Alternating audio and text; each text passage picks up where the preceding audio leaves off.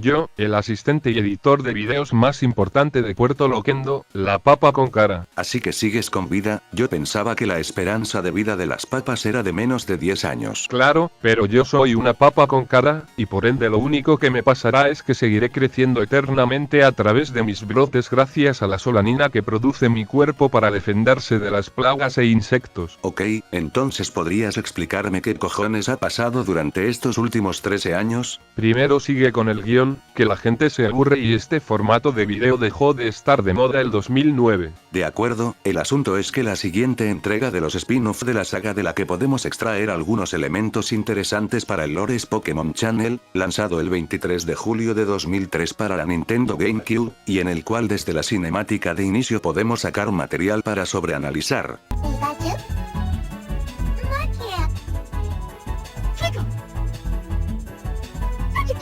Pues no solo Pikachu nos saluda diciendo Pikapi en lugar de emitiendo un chirrido análogo del infierno,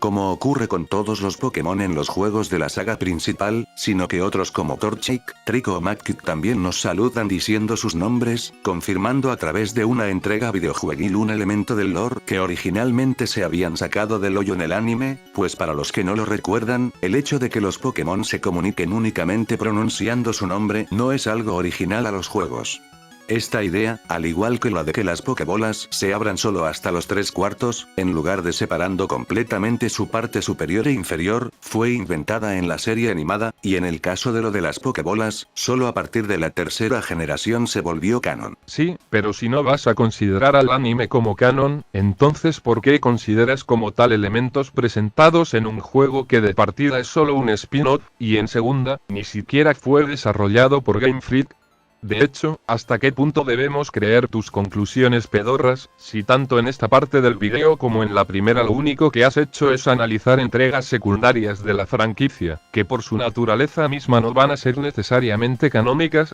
Ah. Bueno, se puede entender si consideras... ¿Ves que también me necesitas para redactar los guiones de los videos? Puta madre, está bien, acepto tu intromisión. Siempre fui la mente maestra detrás de este estudio. Sí, ahora ve a hacer la fotosíntesis XD. Payaso. De todas formas, aun si no se está dispuesto a considerar los juegos no desarrollados por Game Freak como canon, ya desde Pokémon Amarillo se había reemplazado el chirrido clásico de Pikachu por el Pikapi que todos conocemos. Y aun cuando entregas subsiguientes volvieron a utilizar el grito original, a partir de Pokémon X y Pokémon Y, el Pikapi se volvió a establecer como un elemento fijo en la saga.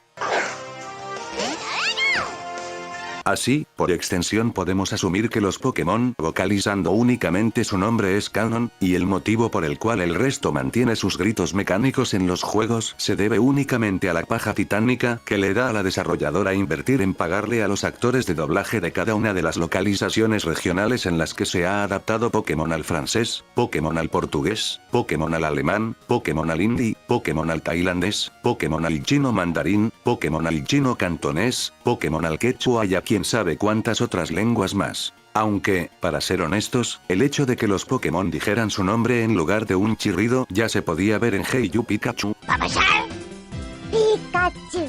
Pero se me había olvidado mencionarlo XD. A pesar de ello tiene sentido mencionarlo aquí, pues Pokémon Channel es prácticamente la secuela no oficial del susodicho juego, pues sigue la mecánica de ser un juego de simulación en el que tu tarea es simplemente interactuar con un Pikachu, solo que esta vez el atractivo central de la entrega son las interacciones que pueden realizarse con un televisor que te regala el profesor Oak para que otra vez le sirvas como conejillo de indias y pruebes todos los programas ofrecidos por el Pokémon Channel, un canal piloto especialmente creado con el objetivo de transmitir programación orientada a entretener a los Pokémon. Aparte de eso, el gameplay es aún más limitado que el de su contraparte de 64, pues aquí ya no contamos con el micrófono periférico, así que lo único que podemos hacer es apretar siguiente y jugar minijuegos. Y podría extraer aún más conclusiones basándome en los programas que se transmiten, como el de la tienda de Squirrel, pero debemos recordar que todo lo emitido por este canal son solo programas ficticios de televisión, y por ello, no podemos asumir que se trate de interacciones Pokémon reales. Quizá incluso sean programas animados en CGI, nadie lo sabe.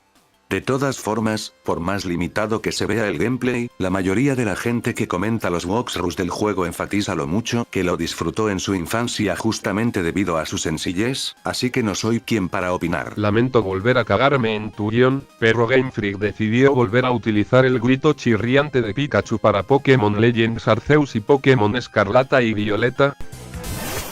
Así que me temo que tendrás que borrar todo ese último minuto y medio que te la has pasado hablando fecas. Me vale verga, a estas alturas nadie entiende qué carajos pasa por la cabeza de Game Freak. Respecto al resto de spin-offs de la generación, nos encontramos con Pokémon Trosei, que podría considerarse una secuela del Pokémon Puzzle League, solo que sin ningún tipo de cinemática que justifique la existencia del juego, Pokémon Dash para Nintendo DS, que tampoco tiene ningún tipo de lore y es simplemente un juego de carreras libre que fue creado únicamente para explotar la funcionalidad táctil de la Nintendo DS, que fue estrenada en la época del auge del llamado touch en los dispositivos digitales, que tenía a todos vueltos locos por cualquier chingadera que pudiese manipularse tocando una pantalla. Algo que hoy en día se da por sentado en cualquier celular, y que nos demuestra lo rápido que evolucionan los caprichos de la sociedad industrial. Aparte de eso, y antes de pasar a la cuarta generación, podemos hablar de un juego que fue casi una simple curiosidad, y es el Pokémon Sword Taikai, que de partida, jamás fue estrenado fuera de Japón, y de hecho, ni siquiera llegó a ser un juego como tal. Solo fue una demo proporcionada gratuitamente en los ya difuntos parques de diversiones temáticos de Pokémon Poképark en Japón, que con cuea estuvo disponible durante un par de meses del 2005, y que hoy en día debe valer tanto como tener una Play con la demo del cancelado Silent Hills o una primera edición del Quijote de la Mancha.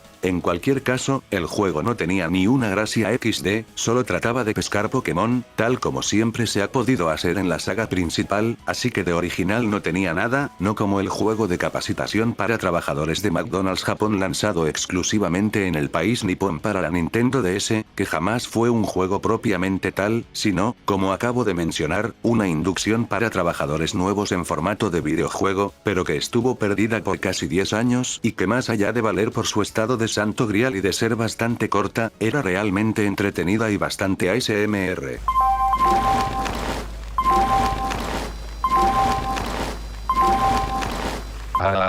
Avisa cuando vayas a poner gore, hay niños presentes. Una vez llegada la cuarta generación nos saltamos Diamante y Perla, Platino, Barrel Revolution y las sagas Ranger y Mystery Dungeon por ya haber sido exploradas en la primera parte, y nos enfocamos en las entregas más pintorescas de la saga. La primera sería My Pokémon Ranch, juego lanzado el 25 de marzo de 2008 en formato digital para la Wii, y cuya dinámica consiste en ayudar a Hailey a llenar con Pokémon el rancho que acaba de construir para cumplir su sueño de vivir en el campito rodeada de Pokémon. Pero por más que me gustaría redactar un video ensayo de 40 minutos extrayendo referencias hegelianas y dialéctico-materialistas de este juego, la verdad es que no hay casi nada que decir sobre él. Fue creado únicamente con el objetivo de servir como un cartucho de memoria para guardar más Pokémon que los que se podían almacenar en las ediciones Diamante y Perla, y por ende, cualquier opción extra que ofreciese fue dejada completamente de lado, aportándonos apenas con dejarnos fotografiar Pokémon y verlos interactuando de forma entre comillas natural, si a por natural podemos referirnos a ver a dos monigotes de origami tocándose las pollas. Realmente lo único que puedo rescatar de él, y que no tiene nada que ver con el tema del video, es que si llegabas a transferir 1000 Pokémon te regalaban un Mew, y esta era la única forma de obtenerlo legalmente en esta generación. Así que sí, era necesario desembolsar unos $20 para poder obtener este pedazo de data codificada. El otro spin-off de la cuarta generación que puede de alguna manera dar de qué hablar es el Poképark Wii. ¿Tú no estabas ensayando para tu próximo concierto?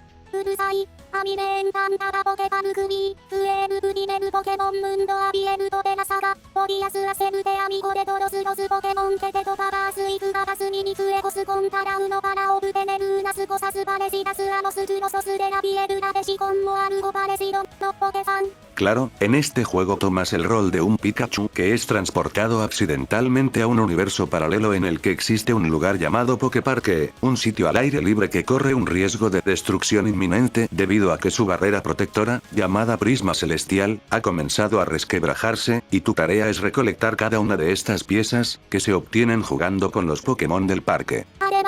全部すべてネルーナポケデスパライルでヒルスグランドロスポケモンテベス、セアルジバン塩分アルテファクトヤマドポケパルクパル、イボルシエルト、ラービアテルミナドでエンサラル、トゥラセタコヤキパラトトス。Ay, qué rico, gracias Miku, eres la única que se acuerda de mí. Yo no he comido en más de 10 años, ñami ñami. No obstante, por más deliciosos que estén estos takoyaki, debo decir que para extraer de este juego elementos para el lore tendríamos que sortear el mismo tipo de inconvenientes con que nos enfrentan sagas como Mystery Dungeon. Por ejemplo, si analizamos elementos como los puentes, letreros y demás estructuras de madera, tenemos que asumir que todas ellas fueron hechas por Pokémon, pues en el juego no se hace ninguna mención a la presencia de seres humanos. Y en efecto, si recurrimos a fuentes como la Pokédex, podemos obtener información fidedigna que nos corrobora que Pokémon como Vivarel crean represas completas por cuenta propia, pero en este juego no hablamos únicamente de senderos o estructuras simples de madera, sino incluso de esculturas gigantes talladas en piedra, representando figuras de complejidad avanzada y templos flotantes en el cielo, en cuyos pasillos abundan pilares de estilo grecorromano, que de igual manera se podían ver en otros sitios como el Monte Coronet y las ruinas del templo de Sino, lo cual levanta aún más interrogantes.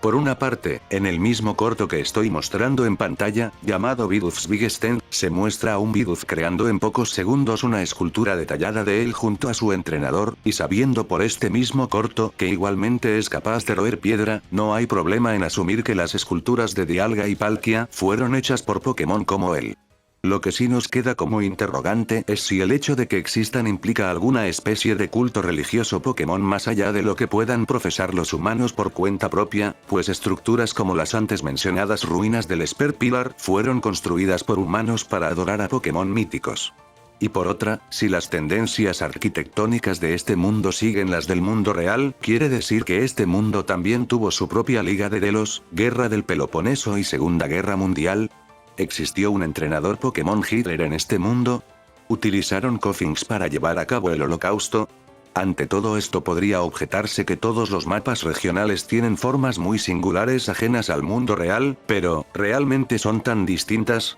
Siempre se ha sabido que cada una de las regiones basa su geografía en la de una región real del planeta Tierra, siendo para Kanto su homóloga homónima Kanto, Kansai para Yoto, Kyushu para Hoenn, Hokkaido para Sinnoh, Nueva York para Unova, Francia para Kalos, Hawái para Alola, Gran Bretaña para Galar y España para Paldea, siendo tan así que la primera vez que decidieron ambientar un Pokémon en un lugar inspirado en una zona externa a Japón, como ocurrió con Unova, decidieron que la Pokédex regional por primera vez no incorporase a ningún Pokémon de las generaciones anteriores, buscando de cierta manera enfatizar el hecho de que esta región estaba muy lejos de las otras, y bajo nuestra premisa, tendría mucho sentido, pues claramente Estados Unidos queda a la chucha de Japón. Lamentablemente, al menos respecto a este punto Game Freak decidió volver a cagarse en nosotros y no consolidar esta tendencia para otras regiones que de igual forma estuviesen muy lejos de Japón, pero de que la idea estuvo al parecer estuvo. En cualquier caso, este hueco argumental podría resolverse fácilmente alegando que los Pokémon oriundos de otras regiones son simplemente especies introducidas artificialmente por el ser humano, pues la verdad es que este es el caso con muchísimos animales reales del planeta Tierra. Y claro, también se puede apelar a otras explicaciones que no involucren ni Pokémon ni lore terrestre para explicar el hecho de que existan construcciones complejas en un mundo habitado únicamente por Pokémon, como lo serían apelar a la existencia de seres como Timburr, Gurdur o Conkeldurr, que prácticamente hacen de objetos como vigas metálicas una parte más de su fisionomía.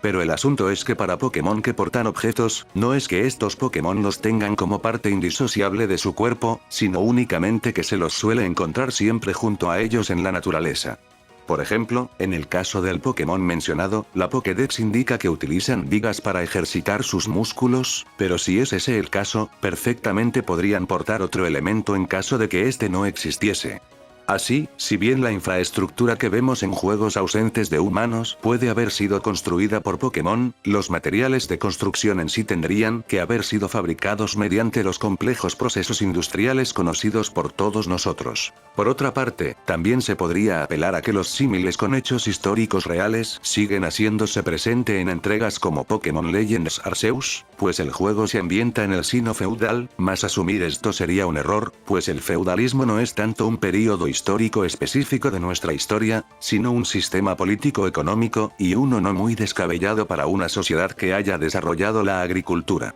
Pero dejando todo esto de lado, e intentando volver al tema central del video, el asunto es que toda esta divagación se basa en un juego de Pokémon que transcurre en un universo paralelo. Por ende, nada de lo que ocurra aquí aplica a la saga Canon XD. Y con esto estaríamos concluyendo la cuarta generación. Las siguientes entregas, así como los elementos aportados por Pokémon Concierge, que originalmente tenía un lugar más angular en el video, serán vistos en el siguiente video. Por mi parte, tengo tanta hambre que me comería un Snorlax, y todavía tengo muchísimos temas que aclarar con mis asistentes. Ya habrá tiempo para eso, ahora calla y ven a comer.